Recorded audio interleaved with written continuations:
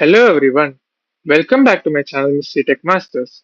I am Vijishnu and I am currently doing my second year UG at Karna University. In today's video, we are going to discuss Practicum number 4, Modeling UML Sequence Diagram.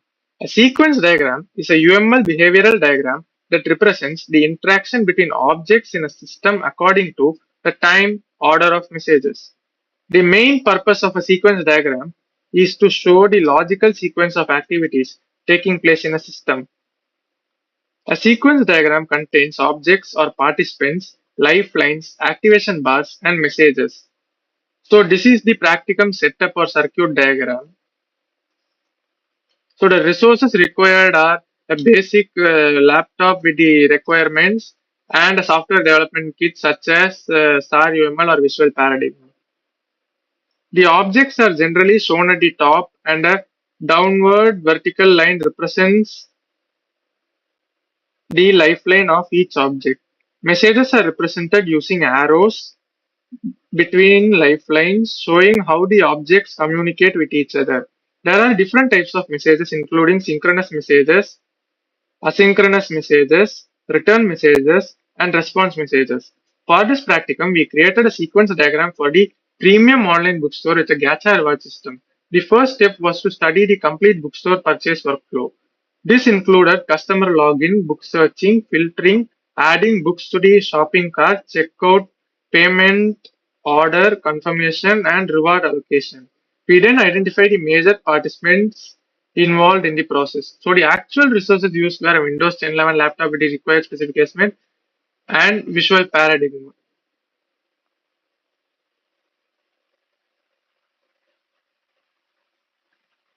So we identified the major participants involving in the process. This included the customer login, in-page user database search filter, book catalog, shopping cart, order module, payment module, bank, card, reward and gacha module, and notification service. Next, we define the chronological messages exchanged between these participants.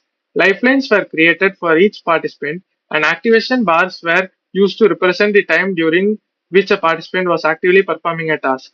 The book searching, filtering, cart management, order creation, and payment process were represented using sequential messages. An important part of the diagram was the alternative flow for payment.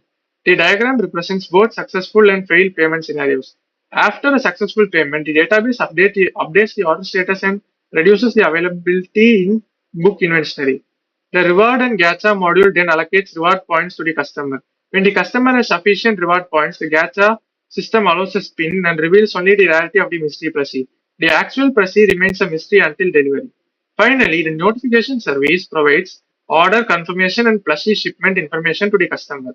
After completing the diagram, we reviewed the message order and verified that it was consistent with the project requirements. So this is the sequence diagram developed using visual paradigm, where as you can see, customer is the main actor, and these are the following functions. It is login page, user, object, database, search filter, book catalog, shopping cart, etc. And each has function and they are connected using lifelines, etc. The result of this practicum was a successfully created UML sequence diagram representing the chronological interaction between the customer, bookstore modules, payment system, database, and gacha reward system. The diagram clearly shows how a customer purchase is processed through a structured sequence of messages. It also demonstrates payment validation, inventory updates, reward allocation, and the mystery plushie delivery process.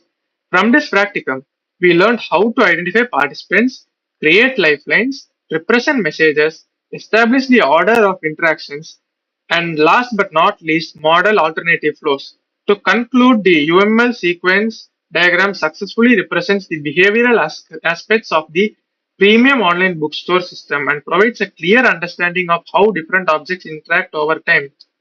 That's all for today's video.